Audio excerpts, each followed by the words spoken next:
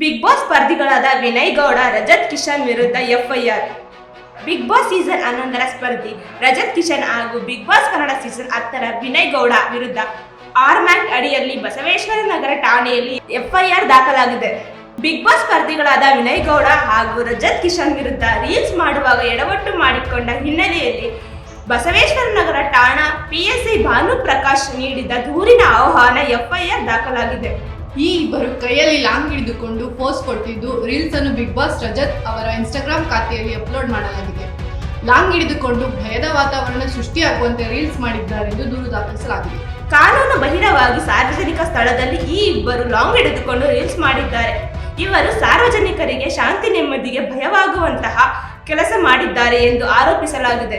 ಬುಜ್ಜಿ ಎಂಬ ಇನ್ಸ್ಟಾಗ್ರಾಮ್ ಖಾತೆಯಲ್ಲಿ ಈ ವಿಡಿಯೋ ಅಪ್ಲೋಡ್ ಮಾಡಿದ್ದಾರೆ. ಈ ವಿಡಿಯೋ ಸಾರ್ವಜನಿಕರಿಗೆ ಶಾಂತಿ ನೆಮ್ಮದಿ ಹಾಳು ಮಾಡುವ ರೀತಿ ದುರ್ವರ್ತನೆ ತೋರಿಸಲಾಗಿದೆ ಎಂದು ಆರೋಪಿಸಲಾಗಿದೆ.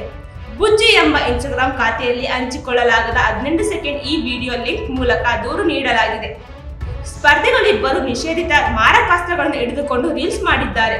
ಸೋಷಿಯಲ್ ಮೀಡಿಯಾದಲ್ಲಿ ಅಪ್ಲೋಡ್ ಮಾಡಿ ಸಾರ್ವಜನಿಕರ ಶಾಂತಿ ನೆಮ್ಮದಿ ಹಾಳು ಮಾಡಿದ್ದಾರೆ. ಹೀಗಾಗಿ ರಜತ್ ಹಾಗೂ ವಿನಯ್ ವಿರುದ್ಧ ಕಾನೂನು ಕ್ರಮ ಕೈಗೊಳ್ಳಬೇಕೆಂದು ದೂರು ದಾಖಲಿಸಲಾಗಿದೆ.